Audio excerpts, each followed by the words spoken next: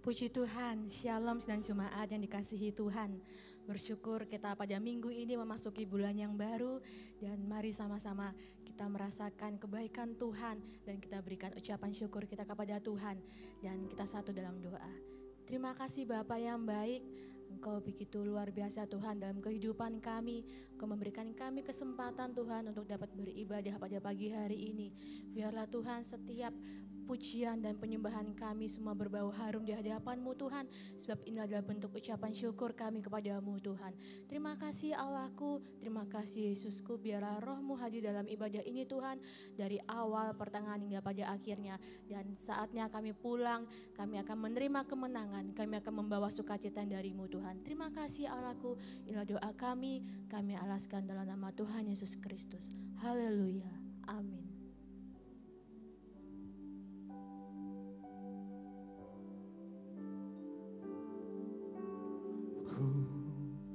Berdiri di tengah umat-Mu, dari segala suku bangsa. Kami umat-Mu yang telah ditebus dan telah diselamatkan. Tiada kata yang ku berikan, tiada kata untuk memuji-Mu. Kami mau bersorak Tuhan, namun ku kan bersorak dengan segenap hati kami, segenap hati dan kekuatanku. Terima kasih Yesus. Haleluya, haleluya, bagi anak domba.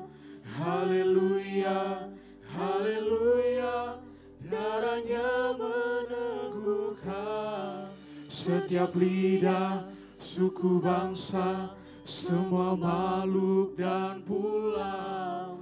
Berikan glory, berikan hormat, beri pujian bagi anak domba. Haleluya, Haleluya, bagi anak domba.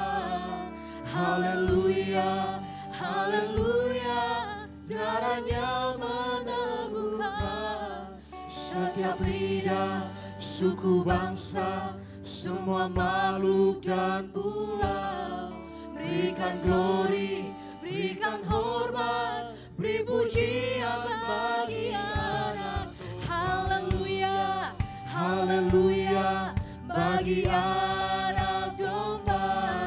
Haleluya, haleluya, darahnya meneguhkan setiap lidah, suku bangsa, semua makhluk dan pulau. Kami mau beri sembah kepadamu Berikan Tuhan. glory, berikan hormat, beri pujian bagi haleluya, haleluya, bagi anak domba. Haleluya, haleluya, darahnya meneguhkan setiap lidah, suku bangsa, semua makhluk dan pulau. Berikan glory, berikan hormat, beri pujian bagi anak domba. Mari sama-sama kita katakan haleluya. Haleluya, haleluya, bagi anak domba. Haleluya, haleluya, darahnya meneguhkan setiap lidah, suku bangsa, setiap makhluk dan pulau. Berikan glory, berikan hormat, beri pujian bagi anak domba. Beri pujian bagi anak domba. Segala puji hanya untukmu. Beri pujian bagi anak domba. Ya Yesus, kita sembah Tuhan. Haleluya. Segala pengagungan bagimu Tuhan. Sembah pujian hanya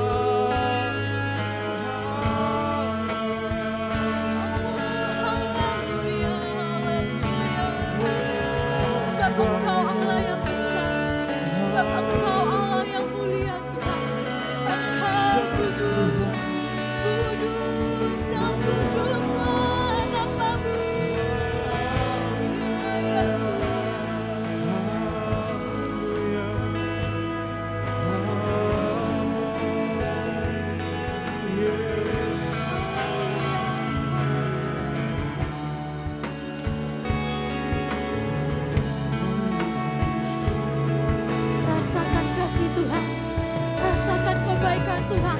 Sama-sama kita katakan.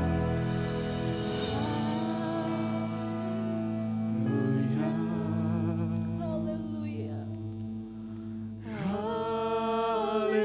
Haleluya. Bagimu Tuhan, Bagi anak domba yang duduk di tahta. haleluya. Haleluya.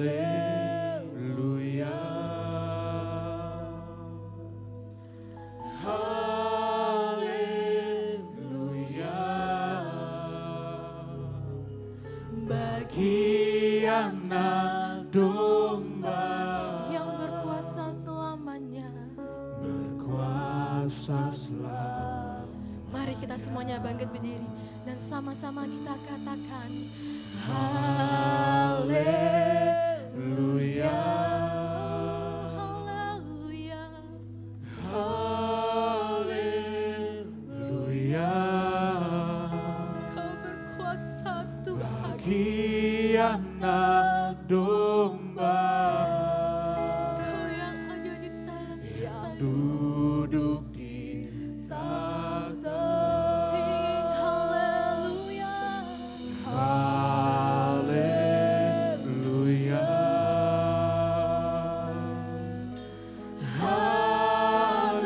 Haleluya. Bagi anak domba berkuasa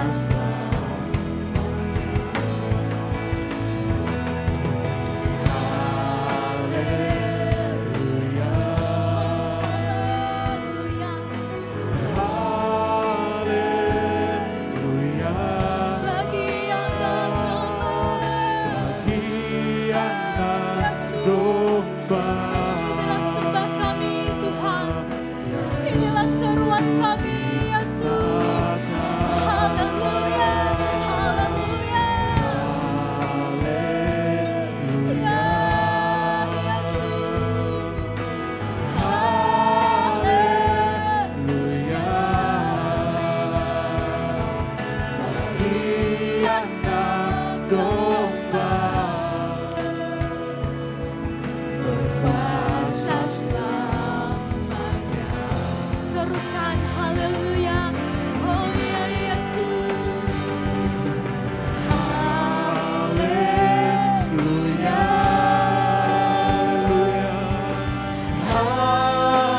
Haleluya. Bagi anak domba yang duduk di tahta.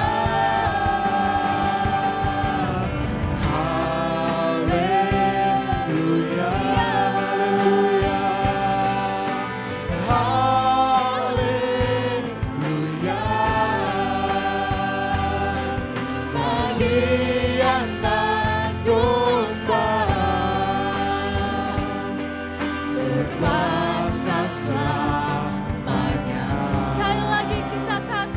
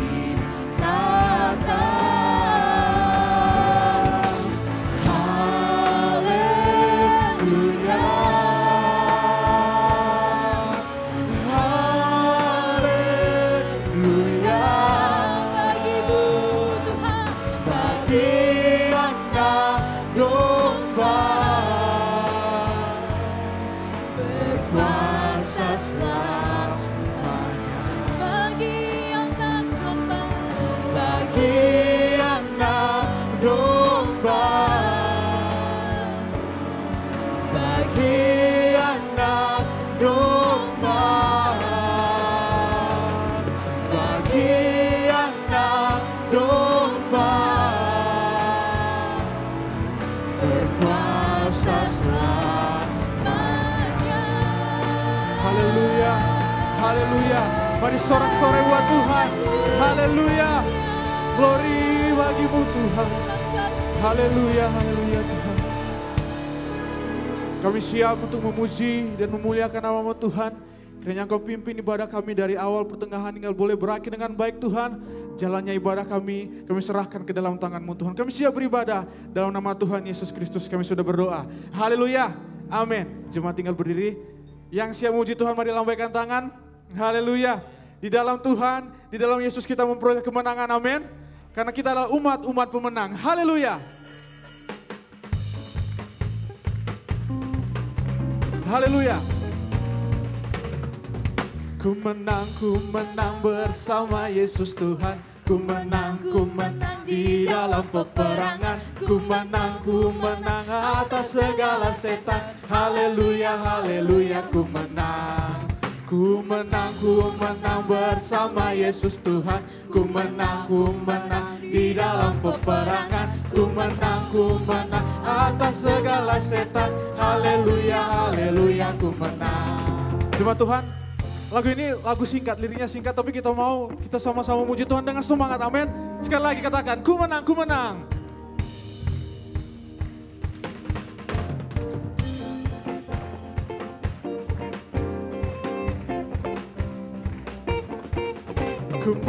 Ku menang bersama Yesus Tuhan. Ku menang di dalam peperangan. Ku menang atas segala setan. Haleluya, haleluya. Sekali lagi katakan, ku menang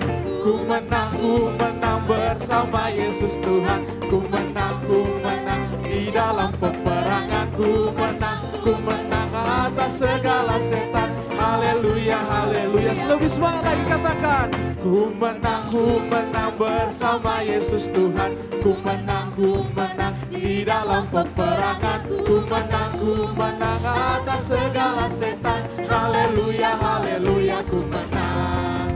Haleluya, dia bangkit. Haleluya, dia hidup. Haleluya, dia naik. Roh Kudus. Sekali lagi, ku menang bersama Yesus Tuhan. Ku menang di dalam peperangan. Ku menang atas segala setan. Haleluya, haleluya, ku menang. Katakan haleluya. Haleluya, dia bangkit. Haleluya, dia hidup. Amin. Haleluya, dia naik. Roh Kudus turun. Haleluya, dia bangkit. Haleluya, dia hidup. Haleluya, dia naik. Roh. Sekali lagi katakan haleluya. Haleluya, dia bangkit. Amin. Haleluya, dia hidup. Haleluya, dia naik. Roh Kudus. Dalam nama Yesus. Dalam nama Yesus. Dalam nama Yesus. Ada kemenangan. Haleluya. Dalam nama Yesus. Dalam nama Yesus. Iblis dikalahkan. Katakan dalam nama. Dalam nama Tuhan Yesus. Siapa dapat melawan? Dalam nama Tuhan Yesus. Ada sekali lagi. Dalam nama Yesus. Dalam nama Yesus. Dalam nama Yesus. Ada kemenangan. Dalam nama Yesus. Dalam nama Yesus. Iblis dikalahkan. Dalam nama Tuhan Yesus. Siapa dapat melawan?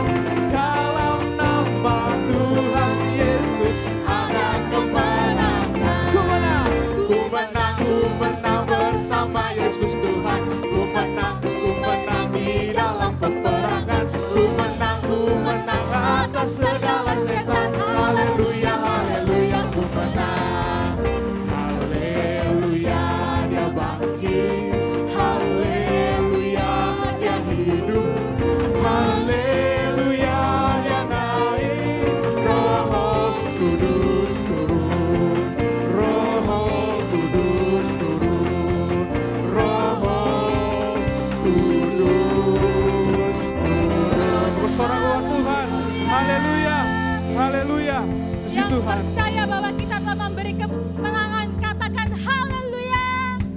Haleluya. Haleluya. Ya. Oleh darah anak domba. Amin. Oleh kesaksian kita, iblis dikalahkan, kuasanya dihancurkan oleh darah anak domba. Haleluya.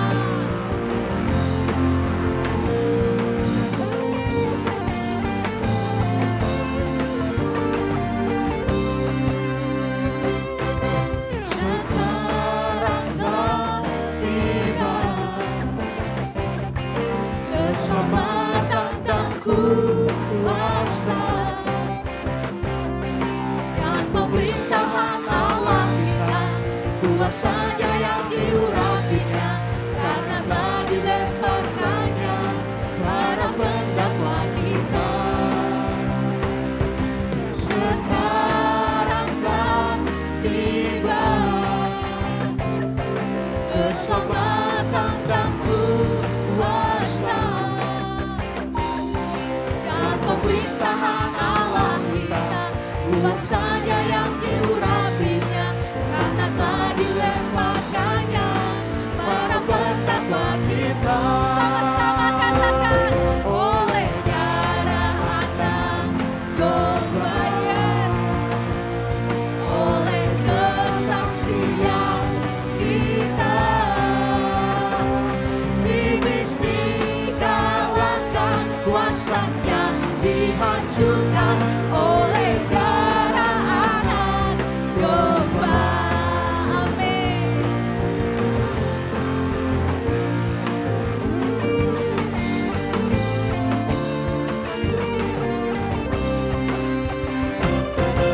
Sekarang telah tiba keselamatan dan kuasa, Keselamatan dan kuasa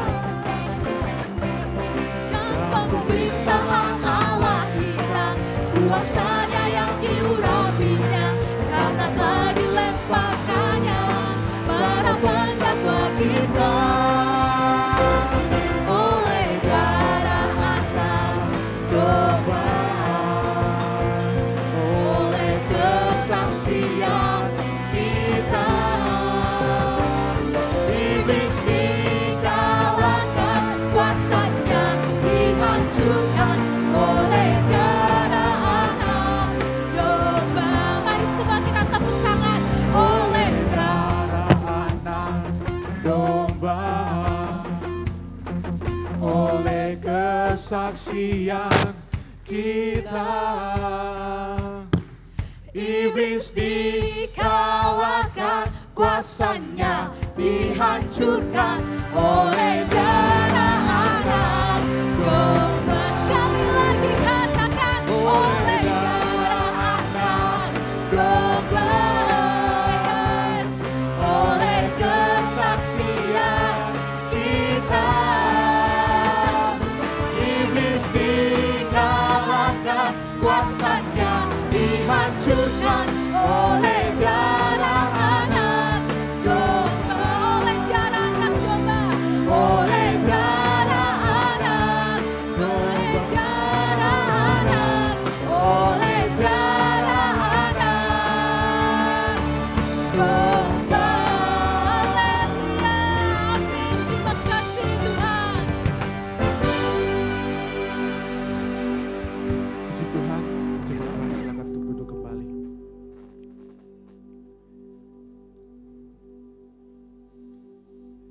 Saat ini kita persiapkan hati kita persiapkan pikiran kita, kehidupan kita bawa kepada Tuhan untuk mendengarkan kebenaran firman Tuhan. Haleluya.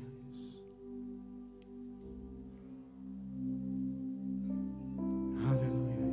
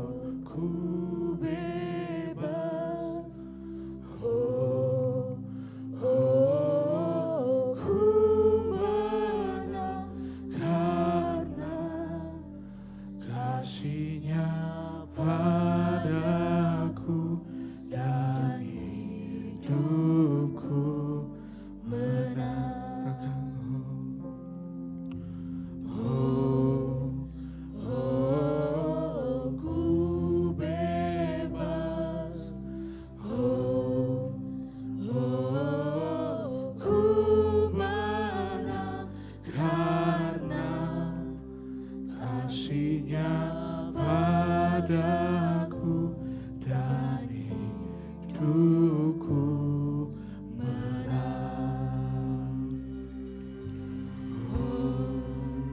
Oh, ku bebas. Ku menang karena kasih-Nya padaku dan hidupku menang. Oleh darah Yesus ku bebas, kuasa-Nya di Kalvari. Oleh darah Yesus ku bebas dan hidupku menang. Oleh darah Yesus ku bebas, kuasa-Nya di Kalvari.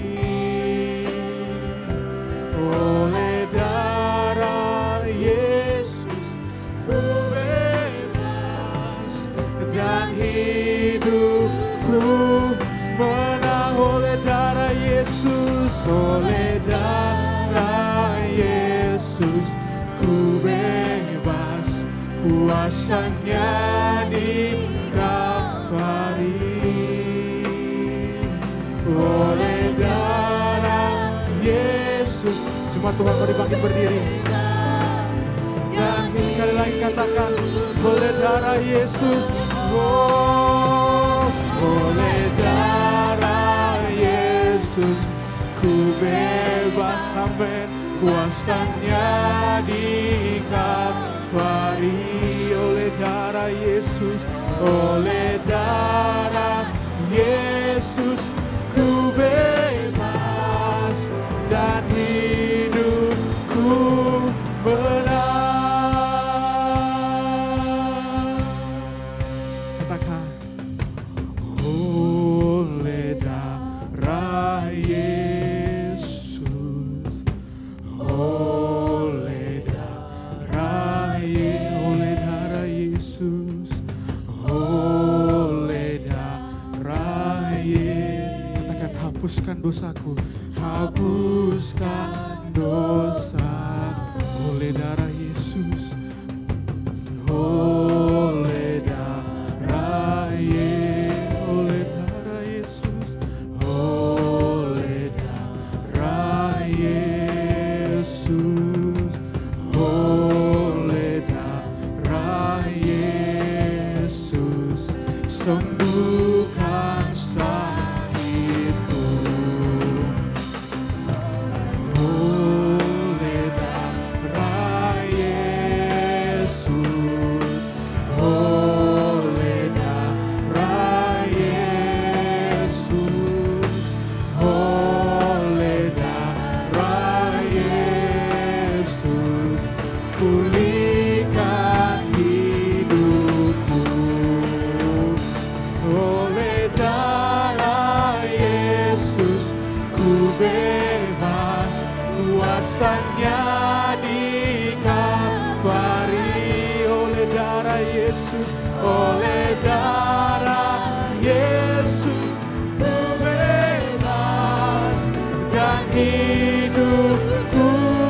Lebih sungguh lagi katakan, oleh darah Yesus ku bebas, kuasa-Nya di Kalvari. Oleh darah Yesus ku bebas dan hidup. Lebih lagi katakan, oleh darah Yesus kami telah dibebaskan Tuhan, kuasa-Nya di Kalvari. Oleh darah Yesus ku bebas. Lebih sungguh lagi katakan, oleh darah Yesus, oleh darah Yesus, oleh darah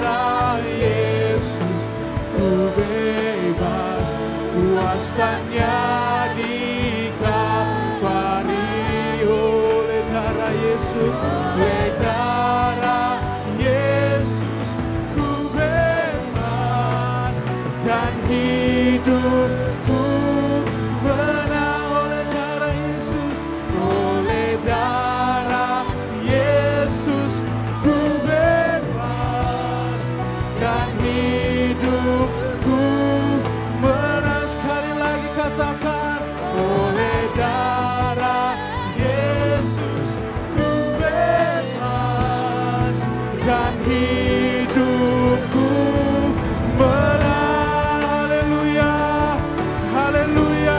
Bersorak-sorai buat Tuhan. Haleluya. Oh, haleluya, haleluya. Umat-umat yang telah dimenangkan. Haleluya Yesus. Haleluya. Haleluya. Kami telah dibebaskan oleh darah-Mu Tuhan. Melalui pengorbanan-Mu di kayu salib Tuhan. Kami telah dibebaskan. Kami telah disembuhkan. Bahkan kami telah dipulihkan Tuhan. Terima kasih Tuhan. Terima kasih Yesus. Terima kasih ya Roh Kudus. Sebentar lagi kami akan mendengarkan kebenaran firman-Mu Tuhan. Kiranya Kau memberkati pemberitaan kebenaran firman-Mu Tuhan. Agar apa yang akan disampaikan sebentar Tuhan, itu boleh tertanam dalam hati dan pikiran kami, bertumbuh berbuah, guna hormat dan kemuliaan nama-Mu saja Tuhan. Jadikan kami pelaku-pelaku firman-Mu yang setia Tuhan. Terima kasih Tuhan, terima kasih Yesus, terima kasih Roh Kudus. Kami siap untuk mendengarkan kebenaran firman-Mu. Dalam nama Tuhan Yesus Kristus kami sudah berdoa. Haleluya. Amin.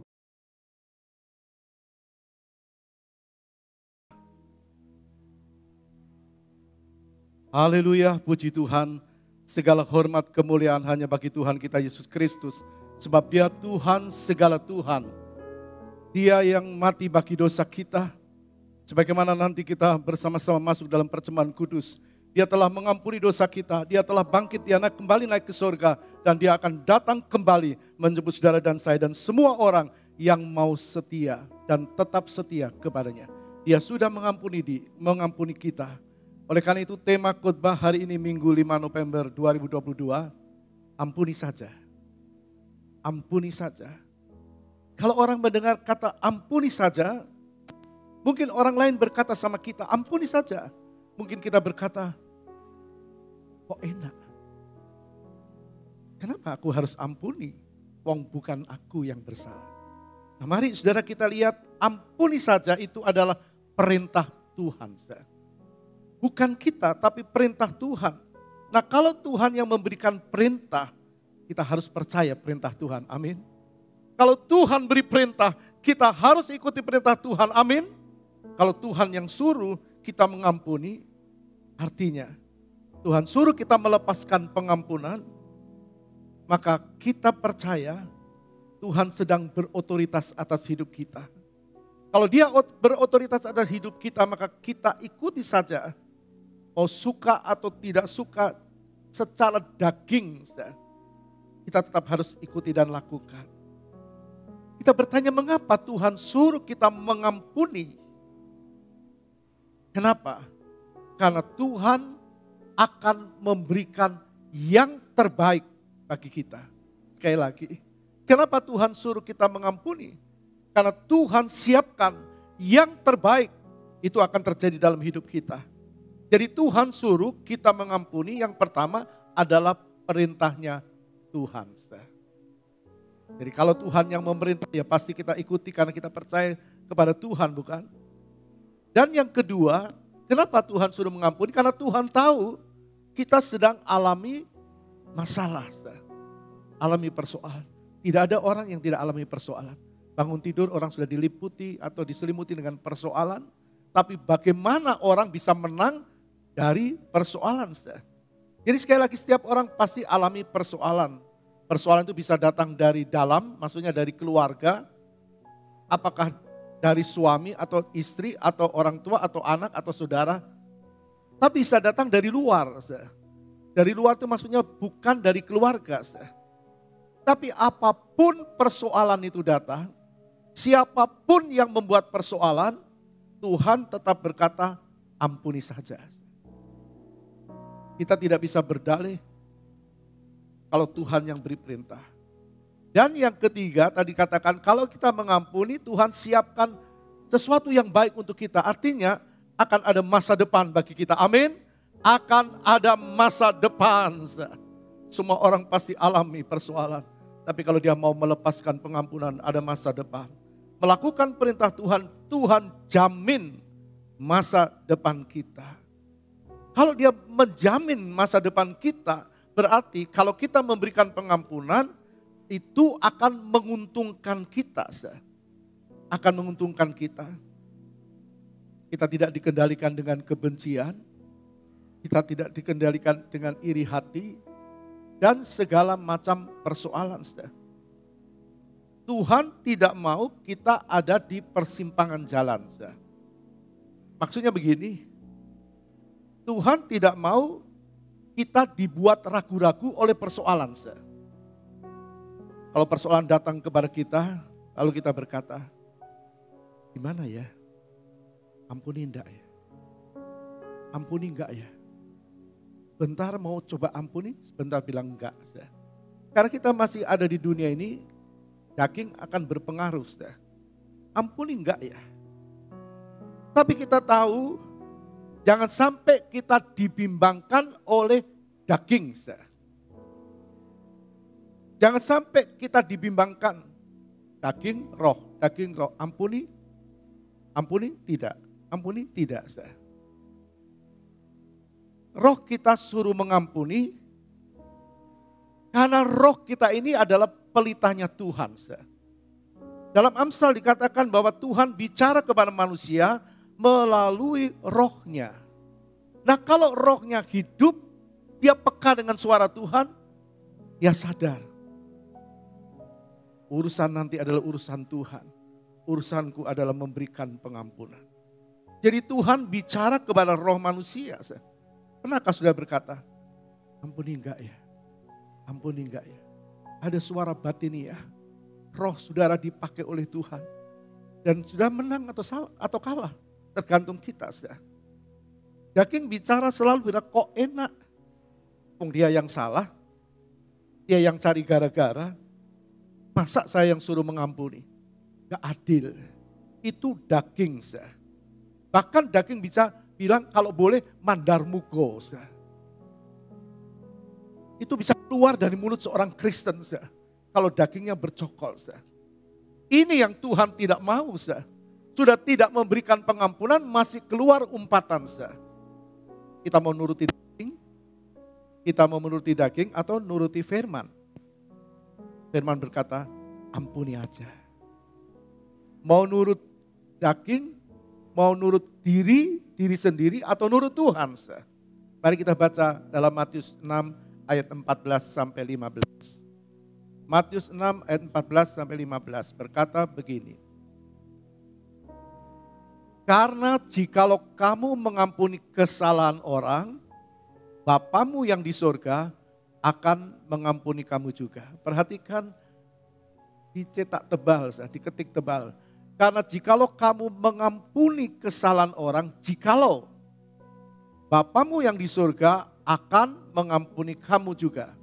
Tetapi jika kamu tidak mengampuni orang, Bapamu juga tidak akan mengampuni kesalahanmu. Mau pilih yang mana? Ini yang Tuhan ajarkan, yaitu hidup dalam pengampunan. Jadi Tuhan suruh kita mengampuni kesalahan orang lain. Tuhan mengajar kita untuk mengampuni, memberikan pengampunan kepada orang lain. Meskipun kita merasa tidak bersalah. Waktu Tuhan tergantung di kayu salib, dia menanggung dosa saudara dan saya. Dia tidak bersalah dan tidak pernah dan tidak dapat berbuat salah. Tapi dia disalibkan. Apa yang keluar dari mulutnya? Bapa, ampunilah mereka. Mereka tidak tahu apa yang mereka lakukan. Jadi orang-orang yang membuat saudara alami persoalan, mereka tidak tahu bahwa itu membuat saudara diliputi dengan persoalan. Kita mau nuruti daging atau nuruti Tuhan. Tuhan ajarkan pengampunan. Nah, bicara tentang pengampunan ada dua hal. Yang pertama tentu pengampunan menurut daging atau menurut dunia. Dunia berkata kalau memberikan pengampunan kan itu menguntungkan orang itu. Kok enak, dia yang salah, kita harus beri pengampunan. Itu kan menguntungkan dia, itu dunia. Orang berkata, wong dia yang salah, kok buat apa aku harus beri pengampunan? Kalau bila perlu justru beri pelajaran, biar kapok. Itu dunia. Kita mau ikuti dunia atau ikuti cara Tuhan. Tuhan beri, suruh kita memberikan pengampunan. Dunia bilang jangan beri pengampunan, balas saja. Ada banyak orang yang dikecewakan, sekali lagi, ada banyak orang yang dikecewakan, siapapun yang mengecewakan, bisa dari keluarga, bisa dari orang luar, bisa dari orang dalam, lalu membuat perhitungan, awas, dia balas. Istri tidak setia, suami balas tidak setia. Suami tidak setia, istri balas tidak setia. Rumah tangga menjadi hancur. Tuhan tidak berkenan. Anak Tuhan harus naik level terus, harus bertumbuh imannya. Orang lain berikan, katakan membuat persoalan, kesalahan apapun kesalahan itu. Sebesar apapun, sekecil apapun, Tuhan tetap bilang ampuni saja. Yang pertama pengampunan menurut dunia seperti itu. Yang kedua pengampunan menurut Tuhan. Tuhan itu sang pencipta. Memberi pengampunan itu justru kata Tuhan menguntungkan yang memberi. Jadi kalau kita memberi pengampunan, Tuhan akan beri sesuatu yang baik atas kita. Amin. Ini firman Tuhan. Yang paling diuntungkan bukan orang yang terima pengampunan, tidak. Yang paling diuntungkan adalah orang yang memberi pengampunan. Kenapa? Karena pengampunan atau memberi pengampunan itu adalah hadiah yang terbaik yang kita berikan untuk diri kita sendiri. Coba kita pikir orang yang tidak bisa mengampuni. Terjadi konflik batiniah. Dalam hati tidak ada kebahagiaan. Kebahagiaan sirna. Tidak ada rasa damai dalam hati, kecewa, dan sebagainya. Tapi kalau orang mau memberikan pengampunan, maka dia alami kelegaan dalam hidupnya. Hatinya sejahtera. Coba kita praktekkan. Kalau orang belum melepaskan pengampunan, pasti ada sesuatu kalau kita secara jujur tersiksa. Semakin kita tidak bisa mengampuni, semakin kita tersiksa. Kita semua pasti alami itu. Tapi Tuhan suruh kita memberikan pengampunan. Kalau kita memberikan pengampunan, coba saudara rasakan pasti damai sejahtera. Tapi begitu sebaliknya, tidak ada damai. Ada rasa kecewa. Ada rasa tertekan bahkan. Kalau tidak memberikan pengampunan. Sekarang menjadi pertanyaan kita, mengapa ada orang-orang Kristen yang sulit memberikan pengampunan? Kenapa? Seringkali kita melihat orang lain tidak bisa memberi pengampunan, bahkan kita sendiri tidak bisa memberi pengampunan. Kenapa kita ada orang-orang Kristen yang sulit memberikan pengampunan? Karena dagingnya lebih dominan dari rohnya. Nah, manusia terdiri dari tubuh, jiwa, roh. Di dalam tubuh ada jiwa dan roh. Jiwa itu adalah pikiran, perasaan, kehendak, kemauan. Perasaan ini kita tahu kalau disakiti daging tidak terima. Tapi ada roh. Roh manusia ini adalah pelitanya Tuhan. Roh manusia ini diciptakan oleh Tuhan. Tuhan mengembuskan nafas ke dalam hidup manusia. Lalu ada roh di dalam diri manusia itu. Nah, kenapa ada orang yang sulit mengampuni? Karena dagingnya lebih dominan dari rohnya. Artinya rohnya mati, rohnya tidur sehingga sulit mengampuni. Nah, kenapa bisa tidur? Karena tidak peka dengan suara Tuhan. Tidak peka dengan firman Tuhan. Kenapa tidak peka firman Tuhan? Tidak memberikan hati untuk firman. Mungkin tidak membaca firman. Mungkin tidak mau dengar firman. Waktu khotbah disampaikan, dia sibuk dengan HP. Tidak memberikan firman untuk masuk dalam hidupnya. Rohnya mati, ya pasti sulit mengampuni. Dalam Amsal 20 ayat 27 berkata begini.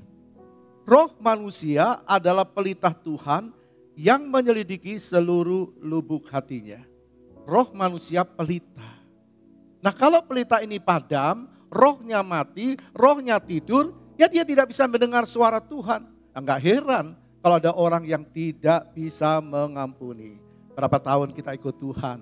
Berapa lama kita jadi orang Kristen? Apa kita masih bercokol di sini? Atau kita terus naik level? Apakah kita mengerti rencana Tuhan? Persoalan yang bukan kita kehendaki. Atau persoalan yang ditimbulkan orang lain, itu urusan orang lain dengan Tuhan. Karena semua manusia adalah ciptaan Tuhan. Jadi kalau orang itu rohnya tidur, ya dia sulit mendengar suara Tuhan. Apa Tuhan mempersulit orang mendengar suara Tuhan? Tentu tidak. Kalau kita mau menyala roh kita, mau dengar firman Tuhan benar-benar, itu tidak sulit. Kalau sulit, kenapa Allah suruh kita mengampuni? Tentu tidak sulit. Karena orang kalau mau mendengar suara Tuhan, pasti Tuhan berikan firman. Tapi iblis dia tanamkan kebencian. Ada orang yang tidak habis pikir, lalu dia berkata enggak masuk akal. Siapa nih aku? Siapa dia? Nah, mungkin ini bicara tentang relasi, tapi mungkin bicara tentang keluarga. Seorang anak bisa berkata, kenapa? Ini kan aku anakmu. Tapi orang tua juga bisa berkata, aku kan orang tuamu. Kenapa? Iblis tanamkan kebencian supaya manusia tidak mengampuni, dan kalau manusia tidak mengampuni, putuslah hubungan dia dengan Tuhan. Jangan sampai orang Kristen terputus hubungannya. Bukan berarti dia tidak percaya Yesus, tidak percaya Tuhan. Terputus. Artinya apa? Enggak connect lagi. Enggak nyambung. Tuhan bicara, dia enggak mau dengar.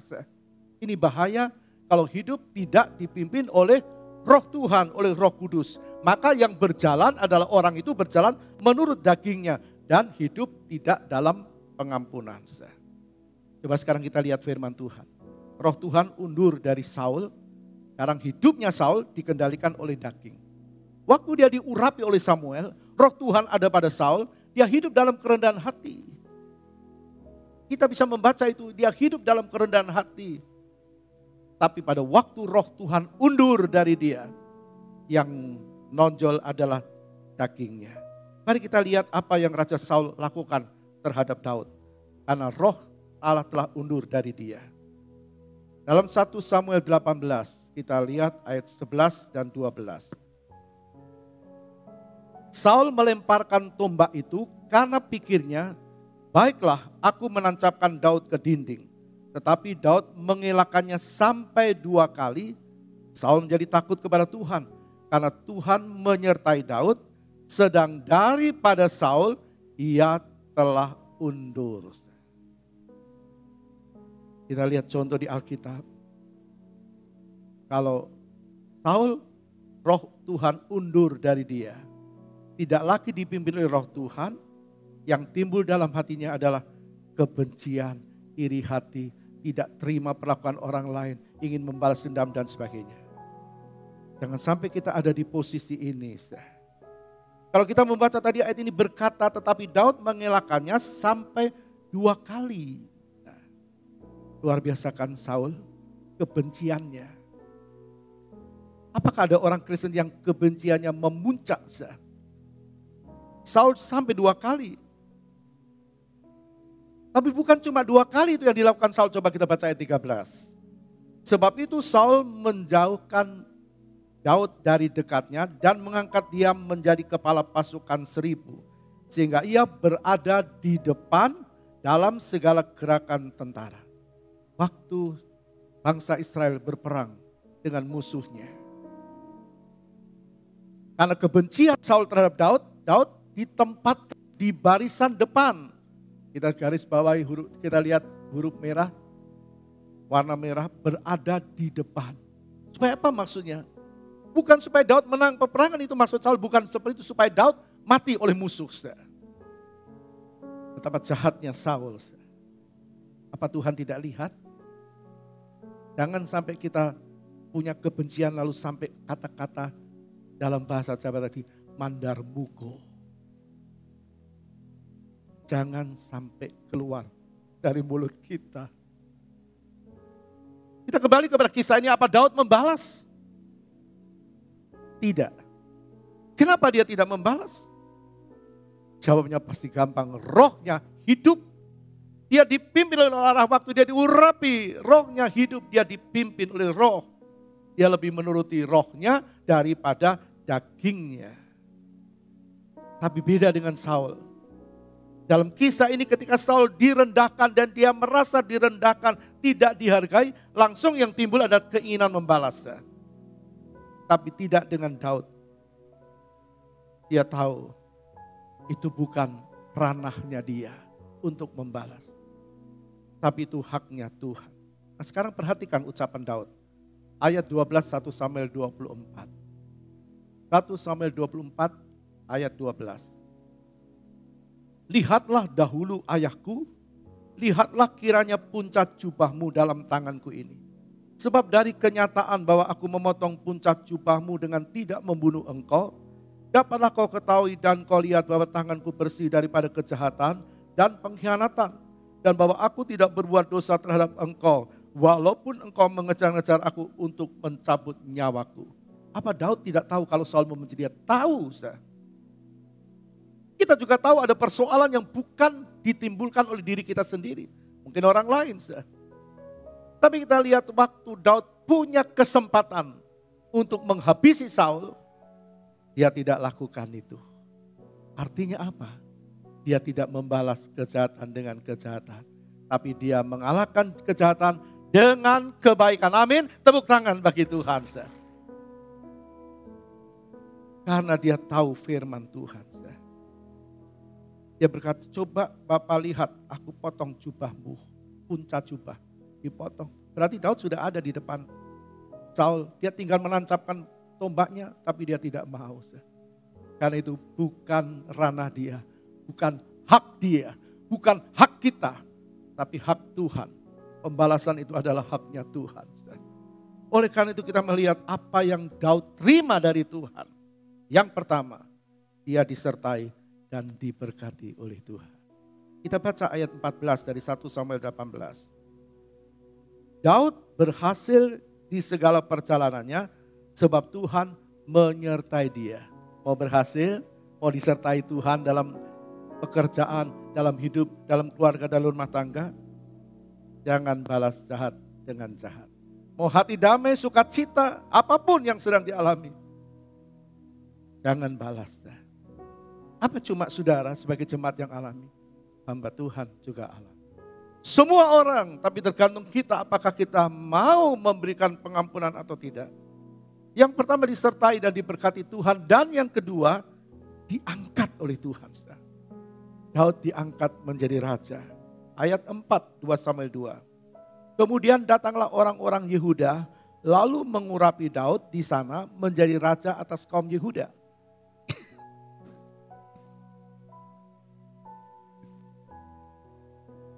Kemudian datanglah orang-orang Yehuda, lalu mengurapi Daud di sana, menjadi raja atas kaum Yehuda.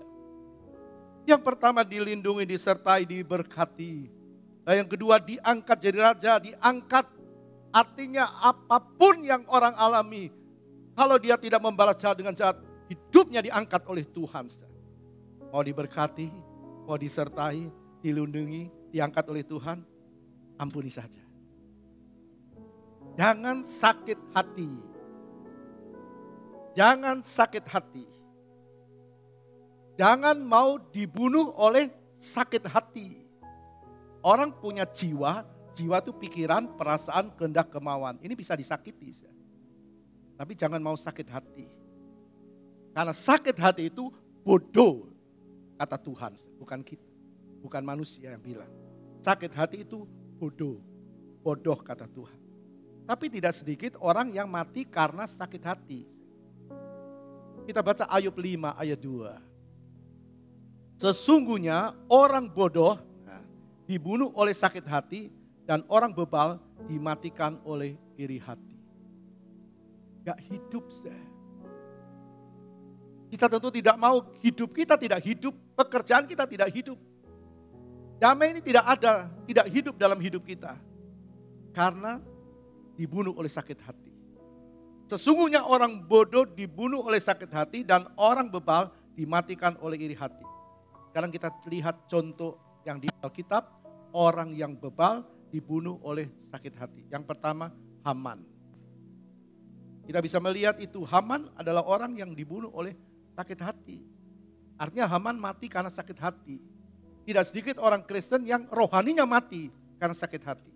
Kita baca Ester 3 ayat 5. Ester 3 ayat 5. Ketika Haman melihat bahwa Mordekai tidak berlutut dan sujud kepadanya, maka sangat panaslah hati Haman. Gak sujud, panas. Siapa Haman ini? Dalam kerajaan Ahasveros, Haman ini pernah berjasa, lalu dinaikkan pangkatnya oleh raja. Tinggi dan lebih tinggi di antara pembesar yang lain. Dan dia merasa bangga. Apakah orang tidak boleh naik pangkat? Apakah orang tidak boleh diberkati? Apa tidak boleh katakan hidupnya diangkat? Siapa bilang? Yang tidak boleh adalah kesombongan. Waktu Haman merasa itu, Mordekai tidak berlutut di depan dia, maka dia marah. Dia sakit hati. Dan sakit hati itu membuahkan kejahatan. Jadi Haman merancang pembunuhan atas semua orang Yahudi karena diketahui Mordekai ini adalah orang Yahudi. Dia merasa cuma membunuh Mordekai. Dia merasa itu hal yang kecil dan dia harus bunuh yang seluruh orang Yahudi. Karena itu kita melihat dalam Ester 3 itu diceritakan bagaimana Haman merancang pembunuhan untuk seluruh orang Yahudi di kerajaan Ahasveros. Tapi apa yang terjadi dalam Ester pasal 3 dijelaskan, akhirnya Haman dibunuh oleh sakit hati. Kita baca Ester 7 ayat 10. Kemudian Haman disulahkan, itu digantung pada tiang yang didirikannya untuk Mordekai. Maka surutlah panas hati raja. Jadi kisah ini berakhir dengan kematian Haman. Karena Haman ternyata mau berbuat seperti dalam pemikiran Mordekai, tidak senonoh kepada permaisuri. Lalu dia disulahkan. Artinya apa? Kalau orang melakukan yang baik, dia akan menuai yang baik. Dia terima sesuai dengan taburannya. Galatia 6:7 Allah dikatakan, firman Tuhan katakan Allah tidak bisa dipermainkan. Apa yang ditabur orang itu akan dituainya. Nah kapan tuai ya terserah, tergantung dari Tuhan. Jangan sakit hati, ampuni saja. Orang yang membuat sakit hati itu urusannya Tuhan. Jangan sebentar mengampuni, sebentar tidak, sebentar mengampuni, sebentar tidak, sebentar benci dan sebagainya. Sekali lagi dalam kisah Haman kita bisa melihat senjata makan tuan. Ya siapkan gantungan untuk Mordekai. Yang digantung bukan Mordekai, tapi justru Haman. Satu hari Petrus tanya sama Tuhan begini. Dalam Matius 18 ayat 21 sampai 22, Petrus tanya, berapa kali Tuhan aku harus mengampuni saudaraku yang bersalah kepadaku? Apakah 7 kali? Lalu Tuhan menjawab begini, bukan 7 kali, tapi 70 kali 7 kali. Tiap hari harus ada pengampunan, itu yang Tuhan mau. Ini jawaban Tuhan kepada Petrus. Jawaban Tuhan kepada saudara dan saya. Setiap hari kalau kita alami persoalan yang tidak menguntungkan kita, kita ampuni. Yang kedua kita melihat Raja Saul. Saul tidak merasakan damai. Saul dipenuhi dengan iri hati, dipenuhi dengan kebencian, dengan dendam. Kita bertanya, sejak kapan Saul hatinya dipenuhi dengan iri hati? Dulu waktu dia dilantik oleh Samuel, dia penuh dengan kerendahan hati. Tapi kemudian berjalannya waktu, bergulirnya waktu, bertambahnya katakan hidupnya, katakan keberhasilan dia, membuat dia tinggi hati, membuat dia iri hati. Sejak kapan? Waktu ia mendengar berita yang merendahkan dirinya. Pernah kita dengar orang lain merendahkan kita, mencibir kita, menghina kita, memojokkan kita, meremehkan kita. Ampuni saja. Kita lihat di sini Saul sejak dia mendengar sesuatu dari orang lain. Kita baca 1 sampai 18 ayat yang ke-9. Sejak hari itu maka Saul selalu mendengki Daud. Sejak kapan? Sejak perempuan-perempuan Yahudi waktu menyongsong Raja Saul pulang dari peperangan, mereka menari-nari dan mereka berkata Saul mengalahkan beribu-ribu musuh tetapi Daud berlaksa-laksa. Dia kaget. Dia disambut tapi dia direndahkan. Hati-hati dengan berita yang kita dengar. Orang lain mau memuji, tetap rendah hati. Orang lain mau merendahkan, tetap rendah hati. Hati-hati dengan apa yang kita dengar. Pasti kita dengar suara, dengar berita itu pasti. Tapi harus punya filter kerendahan hati. Saul mati dalam kebencian karena tidak hidup dalam pengampunan. Dan tidak sedikit orang Kristen yang mati karena dendam, iri hati, dan sebagainya. Sekali lagi, kenapa itu bisa terjadi? Karena roh Tuhan sudah undur dari Saul. Kita minta Tuhan, Daud berkata, jangan ambil rohmu dari aku. Kita perlu pimpinan roh Tuhan. Hari-hari ini semakin jahat, sudah. Kita perlu roh Tuhan, urapi pimpin kita. Tiap hari Tuhan mau kita hidup dalam pengampunan. Jangan biarkan kebencian, sakit hati itu bercokol dalam hidup kita. Tapi kita mau dengar suara Tuhan. Jangan mau diikat dengan sakit hati, itu tidak ada manfaatnya. Tidak ada gunanya. Justru merugikan diri sendiri. Kita minta Tuhan lepaskan kebencian itu dalam hidup kita. Karena itu bisa memutus hubungan kita dengan Tuhan. Jangan hubungan kita dengan Tuhan terputus. Mengampuni adalah jalan hubungan kita dengan Tuhan itu dipulihkan. Kalau tidak mengampuni, tidak ada damai, tidak ada sejahtera, ada kebencian, ada iri hati, dan seterusnya. Tapi begitu memberikan pengampunan, kita menjalin hubungan kembali dengan Tuhan. Beri pengampunan. Tuhan beri senjata kepada kita. Bukan senjata untuk menyakiti orang lain. Bukan. Tapi senjata untuk mengalahkan sakit hati. Roma 12 ayat 21 berkata begini. Roma 12 ayat 21. Janganlah kamu kalah terhadap kejahatan. Tetapi kalahkanlah kejahatan dengan kebaikan. Amin. Jangan kamu kalah terhadap kejahatan. Orang lain berbuat jahat, orang lain memfitnah, orang lain berbuat yang tidak baik.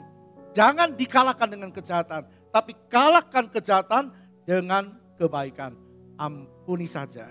Lakukan firman dan hidup kita pasti memperkenan Tuhan. Amin. Tepuk tangan bagi dia. Dia Tuhan, dia ada di sini, dia menyertai saudara dan saya. Dia akan memberi kemampuan kepada saya dan saudara untuk tetap hidup dalam pengampunan. Mari kita bangkit berdiri. Haleluya. Kita nyanyikan pujian kita sambil kita mempersiapkan perjamuan kudus. Mengampuni, mendoakan, memberkati. Mengampuni, mendoakan, memberkati.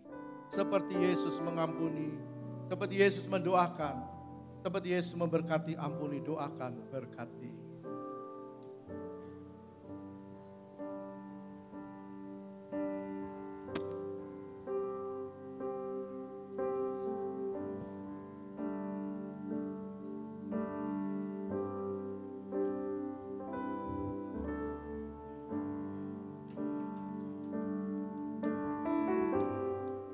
Mengampuni, mendoakan, memberkati.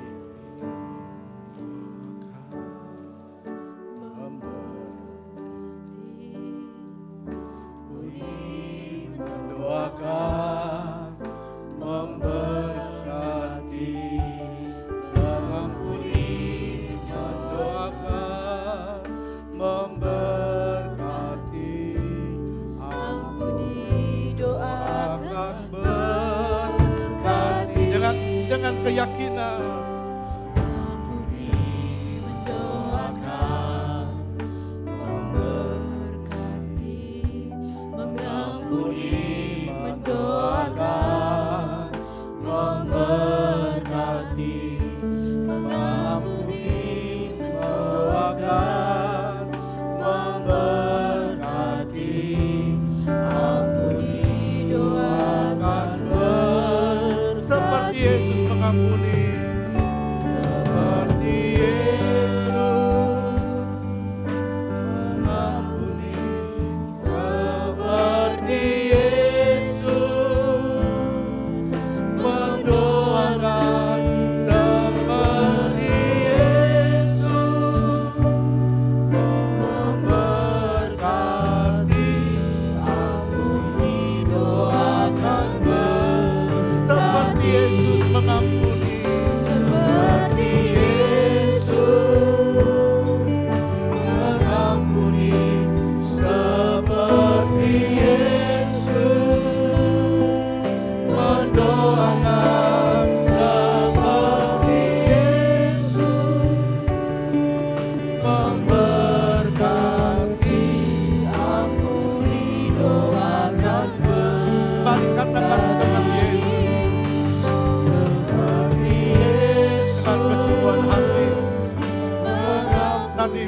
Gembala akan berdoa bagi saudara untuk memberikan pengampunan. Sekali lagi Ibu Gembala akan mendoakan saudara supaya saudara memberi pengampunan kepada orang lain. Memberkati, ampuni, doakan, berkati seperti Yesus mengampuni, seperti Yesus mendoakan, seperti Yesus memberkati, ampuni, doakan, berkati seperti Yesus mengampuni, seperti Yesus mendoakan, seperti Yesus memberkati, ampuni, doakan, berkati. Bapak Ibu saudara yang dikasihi Tuhan, berdasarkan firman Tuhan yang kita dengar pagi hari ini, betapa pentingnya kita berani untuk mengampuni orang. Haleluya. Betapa pentingnya, betapa berartinya arti pengampunan dari kita untuk orang lain. Dan satu permohonan yang sangat indah, seperti Yesus mengampuni, mendoakan, memberkati. Haleluya. Bagaimana kita bisa memperoleh apa yang kita minta? Selama kita berkata, aku benar, aku baik, aku yang benar, orang lain yang salah, kita tidak akan pernah bisa memberi, tidak akan pernah bisa mengampuni. Tetapi kalau kita menyadari bahwa aku pun orang yang berdosa, aku pun orang yang bersalah, maka kita akan bisa mengampuni, akan bisa memberkati orang lain. Mari, siapapun kita tidak ada yang sempurna, siapapun kita tidak ada yang baik, siapapun kita adalah orang yang membutuhkan pengampunan dari Tuhan. Biarlah firman Allah yang sudah didengar mendatangkan kuasa untuk menolong kita. Bukan sekedar kita dengar, tapi perkataannya menggerakkan hati kita. Perkataannya mendatangkan kuasa bagi kita untuk bertindak seperti Yesus. Bertindak atas dasar firman yang diberitakan bagi kita. Haleluya, haleluya, haleluya. Pagi hari ini kami merasakan kasih yang sangat besar dalam hidup kami, Tuhan. Di tangan kami ada tubuh dan darah-Mu, bukti kasih Allah yang sangat besar. Terima kasih buat kasih-Mu, Tuhan. Engkau yang sudah mau mati untuk kami. Engkau yang mau melakukan segala sesuatu untuk mengampuni dosa-dosa kami. Supaya kami beroleh keselamatan dan kehidupan kekal di dalam kerajaan surga. Pagi hari ini kami sudah mendengarkan perkataan-Mu, Tuhan. Kami mau taruh perkataan itu dalam pikiran kami, dalam hati kami, dalam roh kami, dalam seluruh jiwa hidup kami, Tuhan. Biar roh Allah yang sudah menyertai kami saat kami mendengarkan firman-Mu, memeteraikan perkataan firman-Mu dalam hati kami, di dalam setiap waktu, di dalam segala keadaan, dimanapun Tuhan. Sehingga saat kami mengalami sesuatu hal yang menyakitkan, saat kami mengalami sesuatu yang membuat jiwa kami sakit, jiwa kami tertekan, roh kami berteriak kepada Engkau. Kami dapat melakukan seperti yang Tuhan ajarkan pada pagi hari ini. Seperti yang firman Tuhan katakan dan seperti apa yang Tuhan mau memberi pengampunan, mendoakan dan memberkati siapapun mereka. Terima kasih Tuhan, terima kasih. Kami mengasihi suami, kami mengasihi istri, kami mengasihi anak-anak, kami mengasihi menantu, kami mengasihi seluruh relasi-relasi kerja, Bahkan kami mengasihi mereka yang sedang membenci kami. Kami mengasihi mereka yang sedang berniat buruk atas kami. Kami mengasihi mereka yang sedang melakukan kejahatan untuk kami. Di dalam nama Tuhan Yesus Kristus, kami lepaskan pengampunan. Kami lepaskan kasih kami. Kami lepaskan berkat kami. Terima kasih Tuhan, terima kasih. Biar Tuhan murnikan dan sucikan hati kami. Tidak ada pikiran, tidak ada kejahatan, tidak ada hal-hal yang jahat dalam hati kami. Terima kasih Tuhan, terima kasih. Kami percaya Tuhan, kami diberkati oleh Engkau dan hari-hari depan kami adalah hari yang diberkati oleh Engkau. Karena Yesus, karena firman Allah, karena perkataan Allah hidup dalam kami. Haleluya. Terima kasih, terima kasih, terima kasih Tuhan. Biar kuasa Allah terus bekerja lebih besar dan lebih besar dalam hidup kami. Berkati seluruh sidang jemaat Tuhan di tempat ini. Bapa, kami ingin sidang jemaat di Tuhan di tempat ini hidup dalam segala kebaikan Tuhan. Haleluya. Limpah dengan segala kebaikan Tuhan. Haleluya. Limpah dengan damai sejahtera. Kekudusan Allah tinggal dalam hati anak-anak-Mu. Tinggal dalam rumah tangga anak-anak-Mu. Terima kasih Tuhan, terima kasih. Kami semua jemaat Tuhan yang mengalami kemenangan di dalam Engkau. Terpuji nama-Mu Tuhan. Berkati hamba-Mu yang sudah menyampaikan firman-Mu. Berkati semua pelayan-pelayan. Dan berkati kami pagi hari ini dengan tubuh dan darah. Terima kasih Tuhan. Dalam nama Tuhan Yesus Kristus kami berdoa. Kita angkat roti lebih tinggi dari kepala kita dan dengar firman Tuhan. Dan ketika mereka sedang makan, Yesus mengambil roti, mengucap berkat, memecah-mecahkannya lalu memberikannya kepada murid-muridnya dan berkata, ambillah, makanlah, inilah tubuhku. Kita makan tubuh Tuhan, kita terima tubuh Tuhan. Di dalam nama Bapa, Anak, dan Roh Kudus. Yaitu di dalam nama Tuhan Yesus Kristus. Haleluya.